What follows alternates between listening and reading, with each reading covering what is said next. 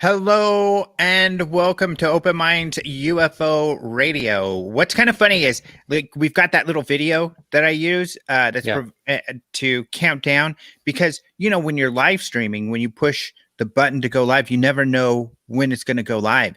And that I love that video because it counts down so that when the audience sees it, they know we're about to go live and they know when we're going to come on. So it's a cool tool. And what's interesting is I usually wait till the 10-second mark to push the go live button. I think it usually takes about 5 seconds to actually activate. I estimated three seconds on my, after many, cutting into my intro music over and over and over again. So yeah, it's about, I would say, 5 is liberal, but it's right in there about somewhere between 3 and 5. Yeah. Hola, muchachos. This guy that you're hearing here is Martin Willis, of course, my co-host buddy that joins me for the news quite a bit of podcast UFO, and we are live. So we do this live, and I do want to kind of let people in. So I know I've been changing stuff up a lot, but I think I've said on what I'm going to be doing, which is, try to do this every Friday, which we've been doing pretty well. This Friday news update, except for during the UFO Congress, of course, we were busy. And pretty much everything I'm trying to do live as much as possible. So the Rojas reports are my live interviews. I've changed it up now because those are kind of a moving target. Because I want to do them live, I've got to rely on the availability of the interviewee. And so that is a complete moving target. And sometimes it's very last minute. So I'm making those free for everybody. So anybody can come in and watch my live videos. And then I keep those up live or up for a couple days before I put them behind the paywall, the membership subscription service. And if you're watching on YouTube, of course, be sure to subscribe down there if you like what you see, because I've got regular stuff going on. But also, if you click that join button down there, you'll be able to join the archives where you can watch all the videos. And of course, I've got a lot of great interviews. Did 2 Rojas Report interviews this week. We'll talk about those. It's because I couldn't do one last week. The person had to reschedule to this week. That's why I piled up with 2 this week. But so I had 2 of those, and that's how we'll move forward. And then if you're on Patreon, you're able to subscribe to also get just the audio. So it's like $1.50, you can get all the audio. If you're a podcast person and you like to just listen to audio, then you have that option. Or you can pay the other one where you get everything. You get our videos, everything. So really, if you want to get the most of everything, I get the highest level of Patreon. If you just otherwise, if you like video, go to YouTube. If you like audio, then do that Patreon subscription.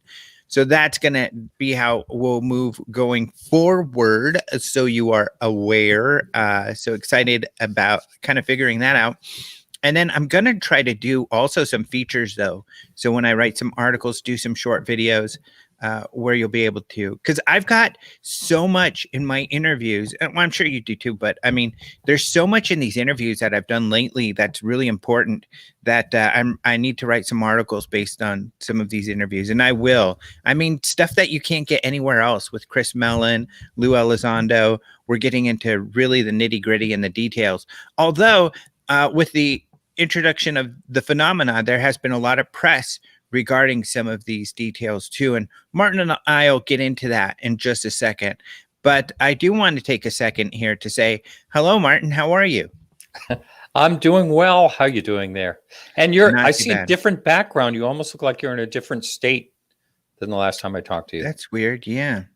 That's right. Wow. So I am at the UFO Congress headquarters. I love this hat. Like I usually don't like, I was talking about this with somebody I interviewed. Maybe it was James Fox. I usually try not to wear a lot of UFO stuff. Try to stay kind of incognito. But I love this hat so much. I started wearing it on the podcast just to promote the event. But now I'm wearing it like all the time because it's probably like my favorite hat right now. It's just a cool logo, cool white hat. I've got one too, and I got to tell you, it's a conversation starter. Oh, really? You get out there and you forget you're wearing a UFO hat, and you're just, I was at a farmer's market and someone said, "Oh, wow." And then she started telling me about that she was a hybrid out of the blue, just someone behind selling vegetables. So I said, "Are these hybrid vegetables?" And But then anyway, yeah. there's the everybody loves to see the UFO lamp. So there it is. Oh, I'm yeah. hiding it in the background. I've got mine in the Open Minds headquarters in California that you can see in the background. It's kind of a Where's Waldo, and there's the one here at the UFO Congress headquarters in Arizona. And how does that defy gravity? Is that like an electro? Here's the other thing you'll see. Yeah, I'll tell you that in just a second. But over this shoulder, this has been kind of an exciting window because there's all kinds of stuff that goes on here sometimes. Sometimes you see people walking back there, but it's also become the favorite hiding spot of this little critter here. Oh, he kind of looks like a red panda. Yeah. You should put him in like an alien outfit just to make things more interesting. Yeah. So that would be interesting. But that little adorable fellow will probably come walking forward. Anyway. He's awesome. Yeah. Get into UFOs. In fact, it was really funny. He was featured in a news thing piece about a year ago when the news came and they were talking about, oh, look, he's right here in the small screen too. Oh, but they were talking about the conference and UFOs. It was World UFO Day last year. And the person who came, she loved pumpkin. So she's like, even their pup believes in aliens or something like that. Not that we said we believed in aliens, but you were talking about the how does the anti-gravity happen here? I don't know. What's going on with that thing? Well, there are several little beings inside of the top here, and we haven't figured out how to communicate with them, but they like just hanging out here. Wow. And so I think that the Chinese manufacturers were able to broker a sort of arrangement with these beings, these little beings. Are you sure Eisenhower wasn't involved? Maybe, but they sold the rights to the Chinese. No, actually, it was funny because so many people. This is weird when we're at conferences and stuff, and we've got these sitting there. So many people will walk up and look at it, and they like can't figure it out. Their brains are like, and they look at us like, are you tricking me? And it's like, it's right there. A lot of people will ask, is it wind or something pushing up? Which is kind of weird because you would feel that. And I don't think it'd be as stable. But there was at least one little kid who came and said, magnets. He was just a little kid. And I knew what he was talking about. Yeah, you're exactly right, dude. You're better than. Yeah. And then we did do a thing at a local tech company. Actually, I think it was where GoDaddy, Bluehost. They invited us to sell stuff in their break room, which was pretty cool. And they heard about us because of the conference. And so we did that. And they bought stuff like crazy, which was nice. But a lot of them, probably because they're techie, troubleshooters for the internet and stuff, most of them got it. It wasn't as mysterious. So it's different. It's funny, the different venues on how people react to it. But yep, it's magnets. And that's actually a speaker too, right? Is that the one that? Yeah, it's a Bluetooth speaker. Yep. Wow. And so pretty cool. Pretty cool. Oh, what was there? Something else I'll show you guys too. This year's t-shirt. If you didn't get this year's 2020 Congress t-shirt. Oh, there it is. Let me show you guys.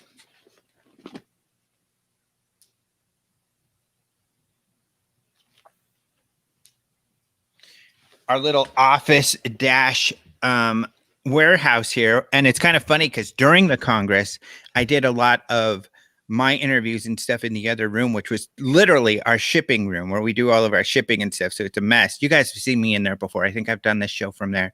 And it's just funny because it's a disaster. Is it an actual functioning lamp? Yeah, totally. Watch this. So it's got these lights right here. You can make it expand to it's just you. Just if you click. Oh, okay. Yeah, that's a good idea. There you go. Like seeing you, buddy. But if you push this button on front, you can change it to where there's these really strong lights down here that come on. or you could push this button and have just the bottom light, or have just the top light. Usually I leave it like that with just the top light. And then at night, this thing's just glowing. Does that have like an abductee beam? No, it's abductee. No. And I think this is a good feature. It's abduction free. You do not have to worry about getting abducted by this particular. Yeah. That's amazing. It'd be kind of a hard fit. There's our 2020 t-shirt. Oh. And look. All right. The Phoenix rising up from flames. Now, this one seems like it's trying. This is an epic battle behind. See, because look at this. You're going to want to expand your screen again. Oh, there you go. No, this is good because it's up and down. And I want to get your reaction to what's going on here. This is the Phoenix. And there's this huge creature, kind of like Gamera, fighting with this alien that they're trying to abduct him. You can see the light coming down. So this is like this epic Godzilla-esque battle scene that is taking place over the city of Phoenix. Amazing. I just made that up, by the way. Okay, sorry. Question, Alejandro, why not have Open Lines podcast so we can call in our questions? Because I don't like Open Lines podcasts. I apologize, but you do just get flooded with too many goofy questions. It's one of the things I hate about going on Coast to Coast. I'm sorry, but for the most part, although last time I was on, I think we got a lot of great questions. But yeah, you can get, if you have a good screener, you can, Yeah, and plus I'd have to have a screener. But otherwise, it's so hard because people just want to go off about all their goofy stuff, blah, blah, blah. Okay, government says it has lost more UFO files. Article 2016 Huffington Post. Well done, Alejandro. Oh, thank you. Stephen is just pointing out one of my articles in the Huffington Post about how the government lost UFO files. I'm glad you put yourself in focus. It looks a lot better, Martin. And but some might argue with you, but yeah, okay. That was a John Greenwald discovery, actually, that I was covering on there. So way to go, John. Wow. Yeah. All right. So we've got so much UFO news, and here we are screwing around with all this other stuff. So we better get into that. First of all, let's talk about, I guess, my interviews, both of which I absolutely loved. And I am being a little more selective in my interviews in that I'm looking for stuff that really pertains to some of the really important things that are going on right now regarding government and the Senate, and how do we move forward? What can we do?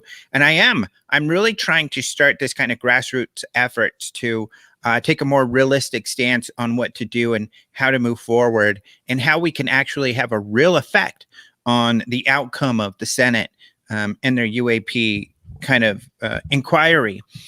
And the overwhelming, I'm getting this from everybody, from Chris Mellon, from Lou Elizondo, who tweeted this recently. We talked about that last week, from James Fox and from Kevin Knuth, the scientist. The best way is really to get a hold of your politicians and let them know. I mean, it is shaping out to look as though, they're going to look at this UAP information, make perhaps some recommendations off of it, but there has been, information coming to John Greenwald, to Glassell, that they're going to keep everything classified. And if that's the case, they might not share much with the public. And of course, that's not what we want. We're, of course, concerned, at least some of us, and I think it's important that the government take the issue seriously and look into it. But the other major concern is that we get some sort of investigation and research in this material to start to try to determine what is behind the unidentifieds. I get the sense from the military, they don't care so much unless there's and Nick Pope has said this for years, unless there's some kind of technological advantage that they can get. And, if you think Eric Davis is right about there being crashed UFOs and stuff, Eric Davis even made this comment. He said that from what he understood, there was a program to kind of look into like Roswell and a couple other things that were retrieved, but they couldn't make heads or tail of it. And now it's just sitting in warehouses all by itself. That's not what we want. We want some active investigation into any physical evidence, whether or data that they may have. And so what we really have to do is lobby for that information. And that's the most important thing. I keep harping this, and I probably won't stop doing that until this is all done. Get a hold of your Congress people. People have asked me to suggest some letters, and I should do that. There is a letter that was written and distributed by a guy, Tara, what's his name? I'll look it up. He's somebody on Twitter, and I believe he runs an art gallery, but he's got a lot of great things to say, and I can't remember his full name right now. I'll see if I can find it, but he wrote up a letter that he suggested, but I should get a letter online. That was a good idea. So I'll do that. Oh, I see. Like a form letter, basically. Yeah. For people to use. Letting them know. And alter, of course. Yeah. That we want this data, that there are scientists that want this data. I'm working with SCU, and we're going to become a little bit more active in this arena, as well as being advocates for scientific investigation of this information and telling the UAP task force, hey, you need to share this with scientists and the public so that we can look into this. Nimitz, we have no information on the Navy investigation. And so we need that information. And so we've got to keep asking for it if we want it. Otherwise, it's not going to happen. My worst fear, biggest fear is that Senate's going to say, military, you've got this in hand. Do what you got to do. And then they will take that as, justification to keep things classified, not share things with the public. And that's not what we want. So we want to keep advocating for that. Let me ask you, where do you think, I understand when something becomes classified, it goes into, a certain area or files or whatever, but where do you suppose these things go? I'm talking about, like, let's just say for the last 20 years. Mm-hmm. Do you suppose it just goes into like a classified area and that's it, and only those certain people have access to it? I mean, yes, I'm trying to picture for sure. this. It's just like normally that's what happens with classified information. It usually stays classified. After a few years, it may get declassified. It'll be reviewed for declassification, may get declassified or not. But there's also a danger when these files or these projects get shelved, and these files are sitting there sometimes, often they get destroyed. Yeah. And John Greenwald wrote an article about that. Of course, Steve Padilla was talking about another time that John was told that these files were destroyed. And he was told recently that some of the ATIP stuff may have been destroyed and other stuff. So it's a regular thing. Is it, a nefarious sort of hiding, cover-up type thing? Sometimes, but for the most part, it's not. It's usually just cleaning, it's all right. Well, what about digital? Don't you think these things are documented digitally? Supposedly those get cleared too. I mean, if you got a hard drive and that you want to use, and you review it and it's stuff that's old, and you don't think it's important, you might get permission to wipe that so you could use that hard drive. That happens.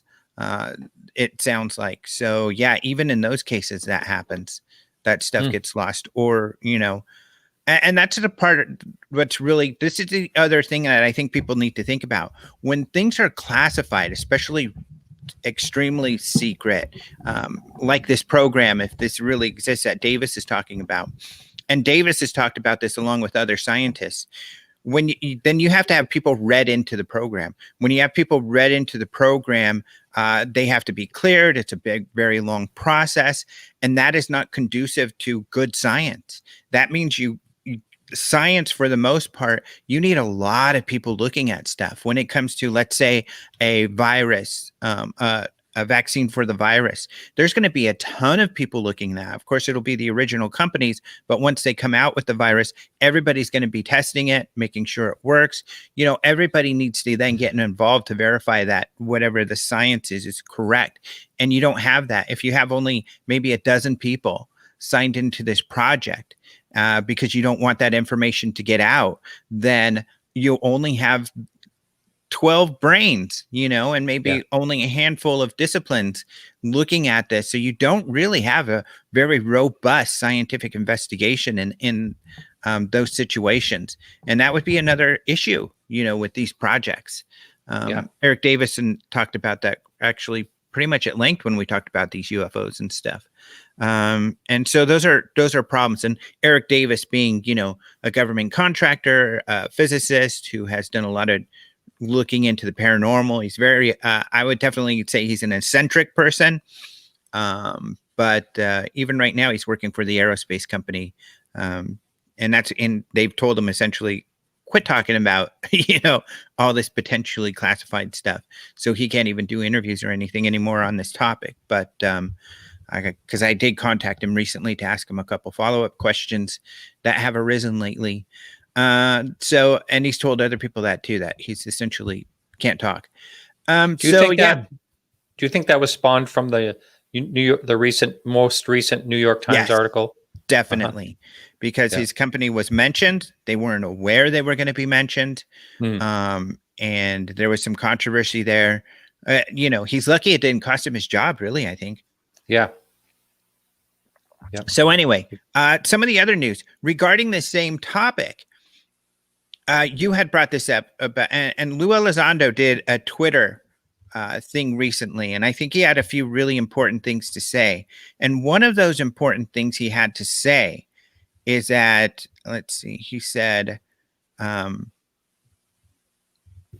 regarding kind of cover-ups, is he doesn't know how to use Twitter that well because he didn't do this thread right. I know, I saw that. It was kind of like a response instead of a thread. And essentially they were saying, why do you keep calling these Navy UFO videos UFOs when it's been clearly determined that they're not UFOs? Yeah, I can pull that up because I have an email notification somewhere. Well, I've got one. It just didn't show the whole thread. I've got it, though. The issue here, but his answer was that it has not been determined that they're not unidentified. And the point is the Navy determines that it's unidentified. And this is what's really important when it comes to, let's say, journalism or even Lou. He's got to refer to the experts, right? He's got to take the word from the military experts. The military experts, in this case being the Navy, have said these are unidentified. We can't figure out what they are. And that's the key. That's what's important here, is that the Navy is making this claim. Now, what are they making that determination off of? What details? What data do they have? Do they have more radar? Do they have more videos? Supposedly they have both of those things. And so they have a lot of more data to make these determinations. And until we see that, even if we ever see that, that's, when you can argue with them. Now, I made the argument that now, if you have a lot of experts, people who know what the equipment is, we don't even know what equipment was used because it's classified. But if people come forward who say, I know that equipment, I've examined the raw footage, I disagree with the Navy, that's legit. Then we have, expert opinions. But for people in the public right now, with extremely limited data to claim that they know better than the people who work with these materials. Maybe you're right, but unfortunately, we have to rely on expert opinion and analysis. And I think we have sufficient. And that's a big deal that the Navy they're the ones who are claiming these are not Chinese and Russian. And I think what the claim, if correct me if I'm wrong, I don't know if you saw this, but the claim is they're mostly attacking the Go Fast. And I remember when that first came out, and a pilot wrote me and he said that, oh, I've actually seen this before, and that's a drone. And, I never heard back from him, so I don't know. But anyway, in the Go Fast, they're saying it's seagulls. They're saying it's a seagull. That's what it says in the thread. I don't think a seagull can. Yeah. It doesn't look like a seagull. One, this is the one we have audio of. They're saying, it's something that's much higher in the air and much closer to the aircraft than it appears. But this is the audio where you hear the guys going, oh, almost got it, because they're trying to get a lock on the object. Yeah. And he's like, woohoo, got it, woohoo, and he's all excited and everything. Yeah, and they're tracking this fast-moving object that's going straight in a line. I don't think these Navy pilots who are flying every day are going to get that excited over being able to track a seagull. One, plus it's moving. It doesn't move like a bird at all. That one just doesn't fit at It would all. have to be on a descent to move that fast too. I mean, Yeah. there's no way it's going to just, without seeing any wings flapping. I don't But know. again, I don't want to spend too much time on this anyways, because who's making these complaints? Conspiracy theorists on the internet. A guy that actually claimed he flew a Tic Tac, possibly. Yeah, and one That's what guy he's being accused of. Yeah. claims he flew a Tic Tac and he knows that they're ours. Prove it, I guess, is the point. But the real point is getting back to like people I've been interviewing who are mainstream scientists, mainstream people who are involved with the government, either in intelligence or otherwise. They're going off the Navy data, which is appropriate. And Kevin Knuth in the interview made a really good point too that I found fascinating, which is that the importance of the Nimitz case and the importance of the Nimitz, the Navy making this claim when it comes to science.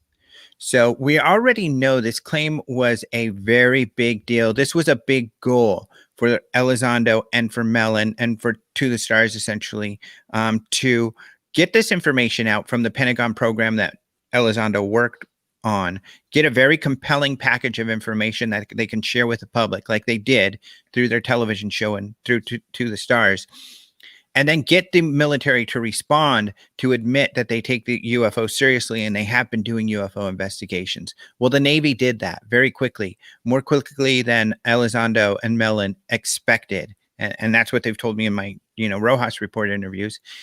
And so they were able to then move forward. That gave them a legal standing to be able to say, look, the Navy has admitted that this is a thing and that they're researching. So this allows then the Senate to do some inquiries to find out more about that.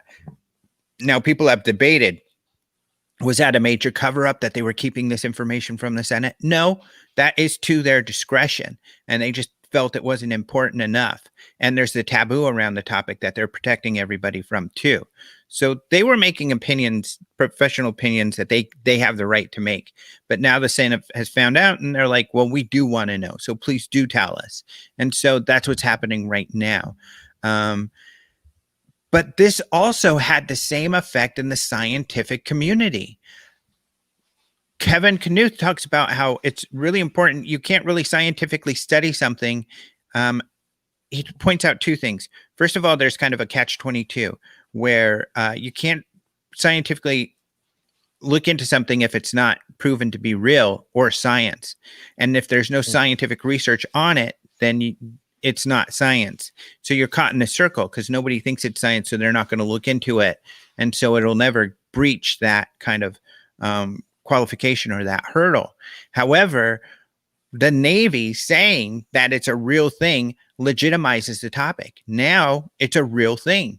Now this legitimizes scientific research into it because they can say, well, the Navy says this is real. If the Navy says this is real, we need to determine whether they're right or not.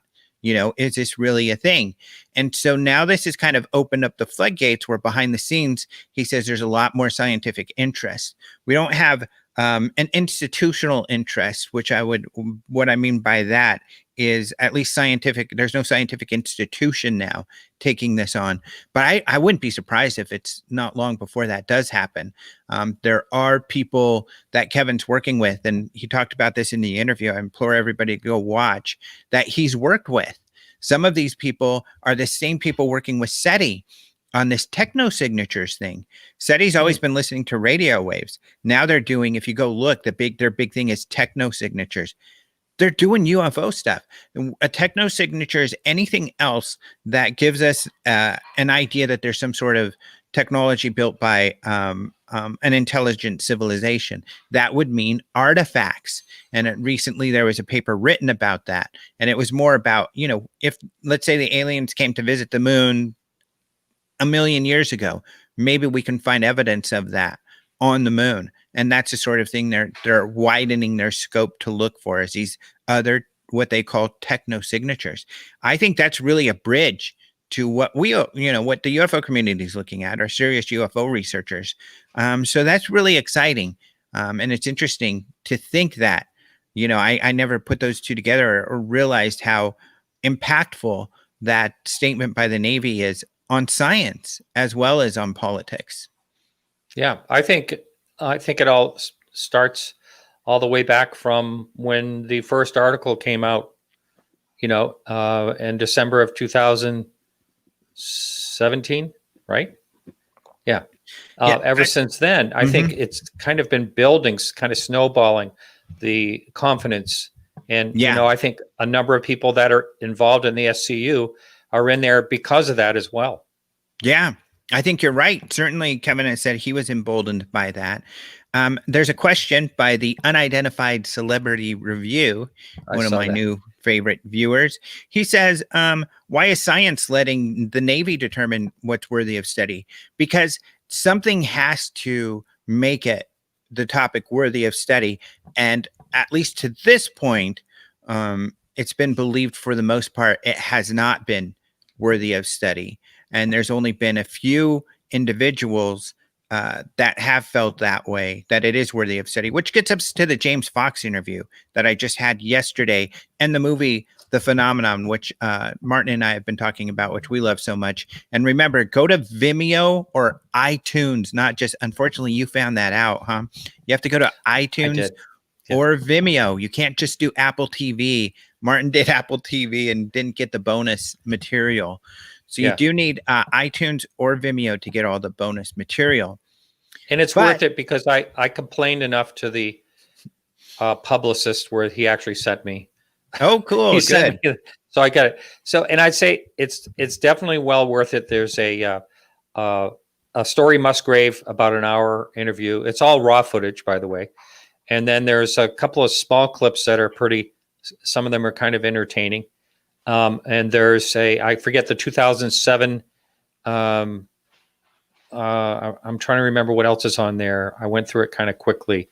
I don't know if you remember, Alejandro, for the bonus material, but I think it's worth it. I mean, you get it for free anyway. It's just if you buy it at those two places. Yeah, we talked with James quite a bit about that bonus material, so you can check out that interview. And also, sure. Dirk is mentioning near impossible to study anything you can't poke or prod, which is a really great point. And I'm not sure if you got to see my interview with Kevin, Dirk. Probably he's in a lot of stuff. But if you haven't, you're going to want to watch that, because that's exactly the type of stuff that Kevin and I were talking about in that interview. And I would also recommend, if you did do the Congress, we had an amazing panel with Kevin Knuth, Diana Pasulka, and Tim Brigham, all PhDs, talking about this topic as well. And that was amazing. I think it was great. The perspectives were really interesting. So Diana Pasulka, for instance, is saying, don't even talk about anything paranormal or your interest in anything strange until you have tenure, which is a pretty difficult opinion. It's like, oh my gosh, because otherwise, you could jeopardize your ability to get tenure. And, unfortunately, others who are nodding their head. Yeah, unfortunately, that's kind of the case.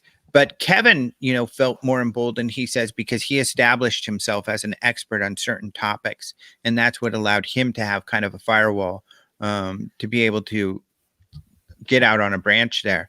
But really interesting topics around this stuff. And we'll talk more about it. But I really implore you guys to watch the interviews, because this is really at the crux of what's going on right now and how we're going to actually move this stuff forward in a legitimate way to start to really examine what's going on, to, determine what might be happening here, and hopefully make some discoveries about the nature of the phenomena. I'll also be interviewing I'm not interviewing him. Michael Masters is doing a presentation for the SCU. So go to the SCU YouTube at 3:00 Pacific today to see that. And he's put together a special little program for us. It's just a 30-minute kind of thing over his perspective on the possibility of these being people from the future.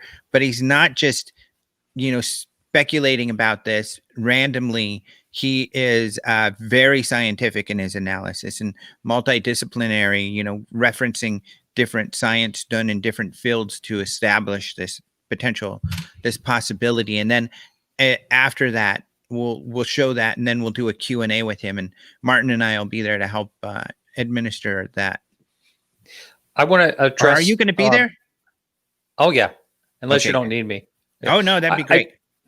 I do want to address that comment, though, about the poking and prodding.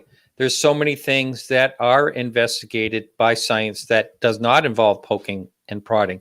Astronomy, the cosmos, dark matter, Black holes, dark matter, black energy. Yeah. What else? Supernovas, I think, is one that Kevin mentioned. And then, molecular, intermolecular, like CERN, they can't really touch. I guess you can consider that poking and prodding in some type of way. But there's a lot that is studied, and when you say, the one I think is best in all this is dark matter, because we still have no idea what it is. We only see the possible causes of dark matter, but it's also possible it could be something else that we just have not figured out. Well, let's move on to a couple other topics, because Kevin and I talk about that at length in that interview, but because you bring up some really, really good points, though. But I want to get to some of the other stuff out there that we've talked about. The president being asked about UFOs, and that was kind of interesting. A lot of people have gotten kind of heated over this one because there's been a couple of headlines. Popular Mechanics was probably the worst, saying, that the president talked about UFOs and threatened military action.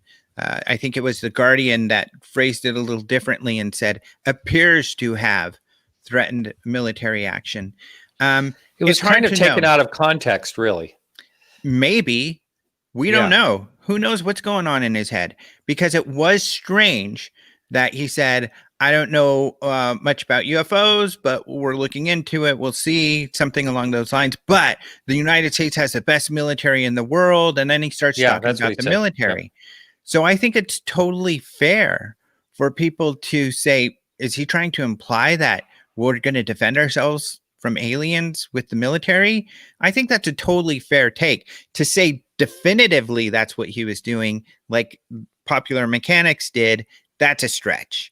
And I think, like you said, it's also a legitimate perspective to say, I don't think that's what he was doing. I think what he was talking about was, he changed the topic to the military. He was no longer referring to UFOs at all. That's what that's how I took it, but I don't know. Yeah. Yeah, maybe. And I think most people took it that way because it doesn't make sense otherwise. But remember who we're talking about. And if you said something like the Space Force is ready to take him down, then you could kind of understand that he's talking about it. Yeah. And I'm not trying I'm just saying that often when he makes comments, it's difficult to understand clearly what he's getting at.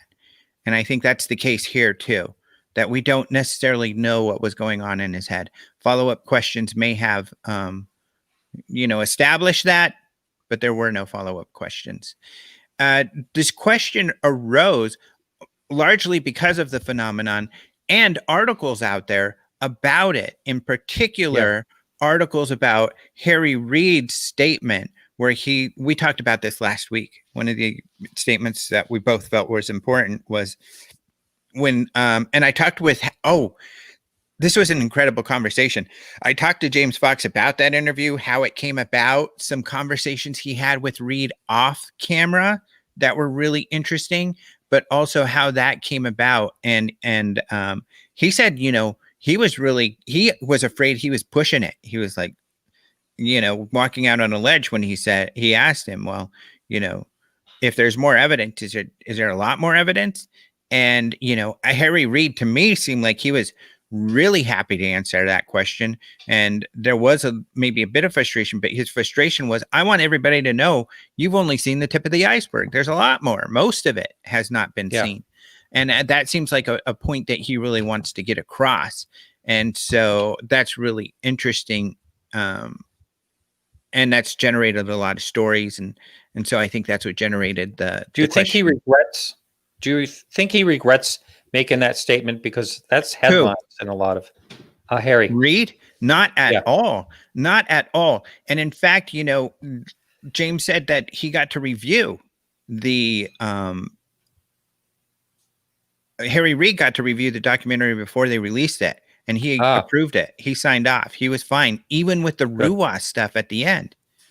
Mm-hmm. Getting into this very strange but credible, alleged alien encounter at the end. So really good stuff.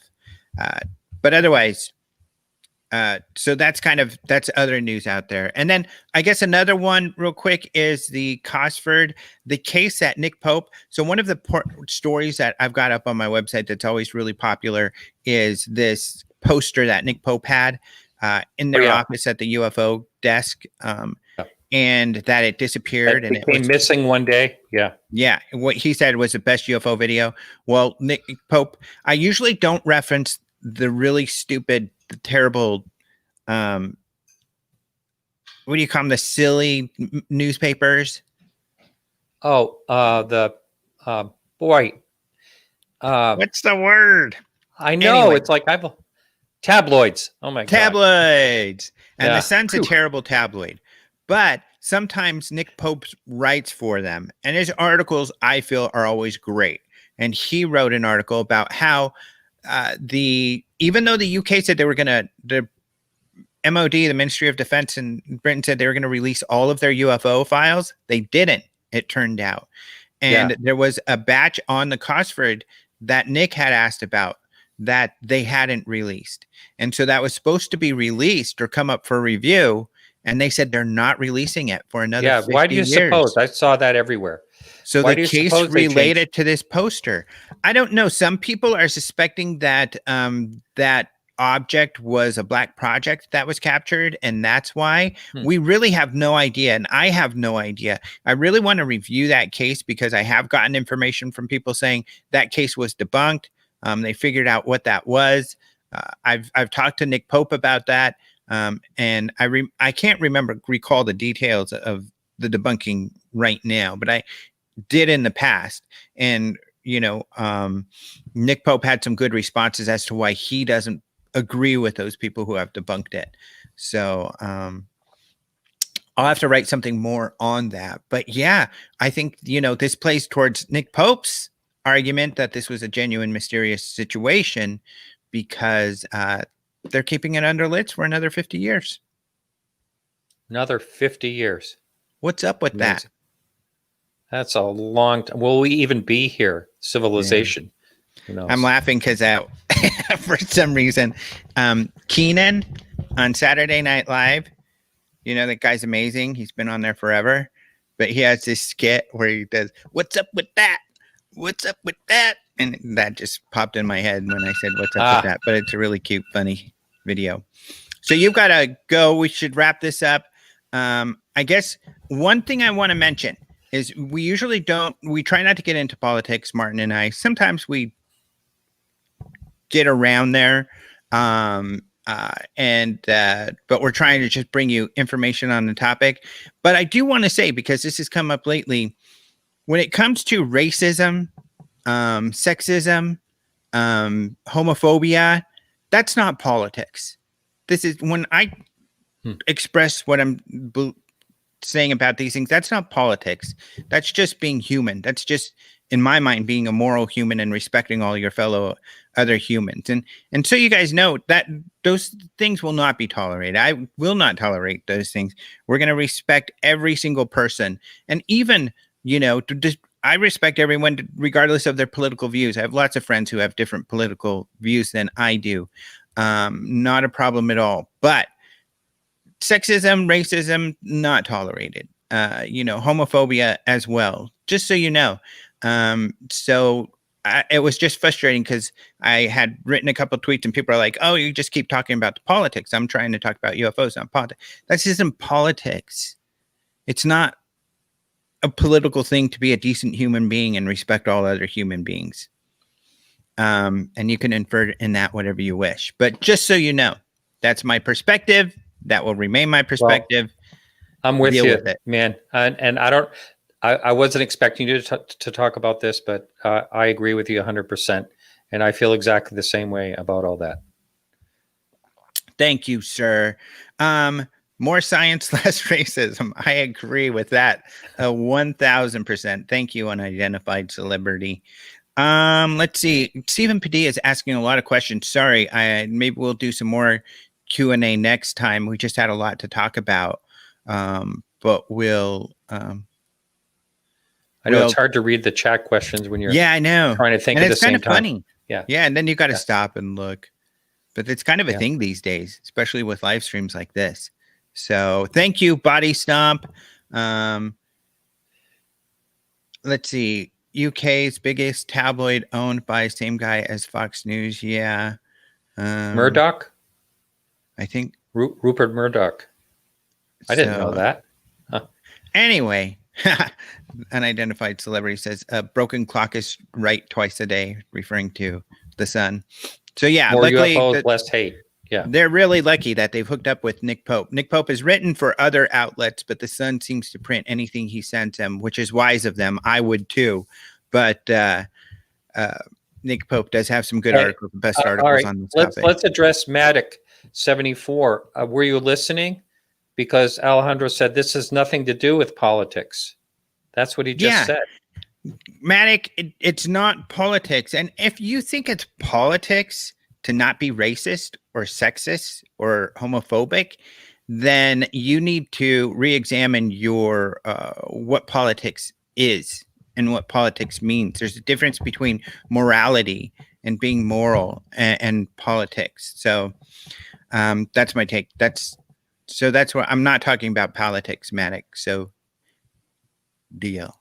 Anyway, let's is there anything else that you wanted to touch on before we leave? No, I think we pretty much covered everything I was looking at. Great. Yeah, so a lot of stuff. I would highly recommend that people go check out Lou Elizondo's Twitter account and those tweets that he did, this kind of Twitter Q&A that he did. Really interesting stuff in there. Check out my interviews. And who was your last interview? You've had some interesting stuff, and you've got what's coming up next for you? I had Jan Aldrich on. He's a long time boots on the ground researcher. Great researcher. An old timer. Yeah, he's not the best as far as an interview goes, but he definitely, when he talks, his words mean something. He was really great. I have James Fox coming up, as you did, and I also have he's only on for an hour, and then I have coming up after him is my blogger, which has been doing great research, named Charles Lear. Second time he was on another interview. Second interview he's ever done. So it should be interesting. All right, cool. All right. Well, thanks, everybody. Thanks so much. Be sure to check out openminds.tv, check out Podcast UFO, and then do check out the other videos because, like I said, my interview videos are available for just a limited time. You can watch those today, but sometime in the next couple of days, they will go behind into the archives. So go check those out. But otherwise, thank you all so very, very, very much for joining us. It's been a lot of fun. Thank you to everybody who joined us in the chat. And until next time, adios, muchachos. Oh, this is kind of an awkward silence because I forgot to get up my little ending video. Is